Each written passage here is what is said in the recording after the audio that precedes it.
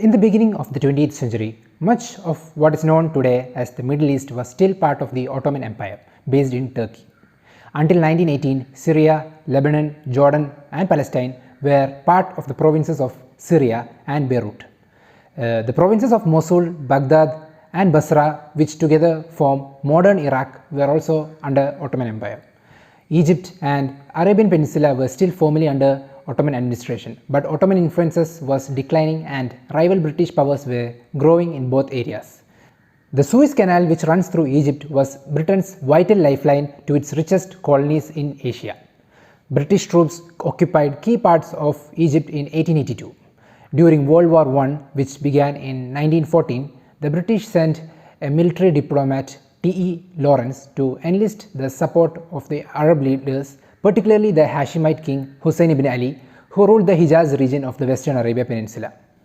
The British promised support for an independent Arab state in return for Arab military participation in the war against Turkey.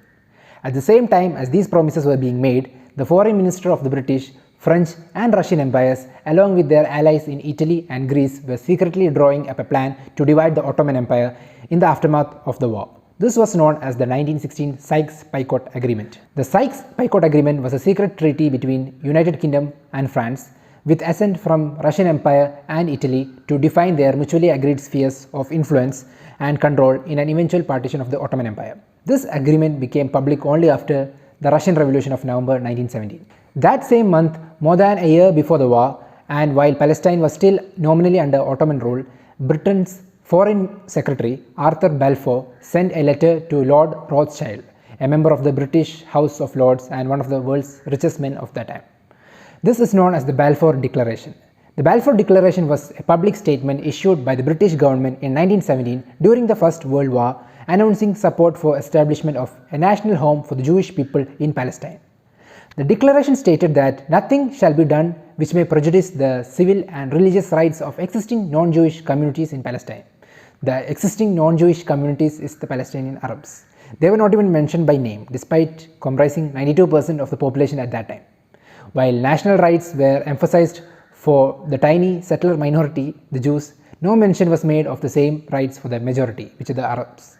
The Balfour Declaration sparked great outrage, particularly among the rapidly growing urban population, which was the center of political activity in the region. The Balfour Declaration and the Sykes-Picot Agreement were widely viewed by the Arab masses as a double betrayal by Britain. Instead of liberation, Arabs from Jerusalem to Damascus to Baghdad found themselves as colonial subjects under the domination of the world's two largest empires. What made the new colonialism even worse was that imperial rulers had designated their lands as national home for another people. The resistance against these new colonial realities would decisively shape the struggle in the Middle East for decades to come. At the end of World War I, the British Army occupied Jerusalem in Palestine, Damascus in Syria, Iraq and Transjordan, which is now known as Jordan. French troops occupied Beirut in Lebanon. Expecting the British to keep their wartime commitments, King Hussein sent one of his sons, Faisal, to Damascus. On July 2, 1919, the General Syrian Congress, with delegates elected from Palestine, Lebanon and Syria, met in Damascus. The delegates unanimously rejected the Sykes-Picot Agreement and the Balfour Declaration and the Zionist project. Within the emerging Arab nationalist movement, the creation of a greater Syria was a very popular idea. The people were organizing in preparation for independence. The leaders of this movement were also encouraged by the rhetoric of the then US President Woodrow Wilson. In his speech, he said that the Turkish portions of present Ottoman Empire should be assured a secure sovereignty. He also said that settlements should be upon the basis of the free acceptance by the peoples concerned, and not upon the basis of material interest or advantages of any other nations or people. However, Wilson completely contradicted his public statements later on. He wrote to Rabbi Stephen S. Weiss, an American Zionist leader, where he expressed his satisfaction in the progress of the Zionist movement in the United States and the Allied countries. Such hypocrisy and betrayals are nothing new or surprising from the US. Therefore, the aspiring states of Greater Syria had a very short life. In 1920, the British acted on their Sykes-Picot commitments and allowed the French army to enter Damascus and overthrow the new government headed by Faisal, and occupy present-day Syria and Lebanon. The oppressed people of the region responded with a widespread revolt in 1920. This engulfed the region in response to the imperialist takeover. Eventually, the revolt was suppressed. In the aftermath, Greater Syria was divided. Palestine, which was known as Southern Syria at the time, was designated for Zionist settlers from Europe. The French imperialists developed Lebanon into the Western banking center and entertainment capital of the region.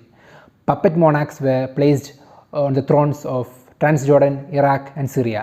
The petroleum resources of Iraq and the entire region were reserved exclusively for the benefit of US, Britain, French, and Dutch oil monopolies. The dividing up of Greater Syria, the creation of new states like Kuwait and other tiny Gulf kingdoms, and the drawing of new borders across the region were intended to thwart Arab nationalism and to benefit the dominant imperialist powers. As a consolation for being driven out from Syria, the British crowned Faisal in 1922 as king of their new colony. His brother Abdullah was made monarch of another new British colony, Jordan. But for the masses of ordinary people, there was no consolation.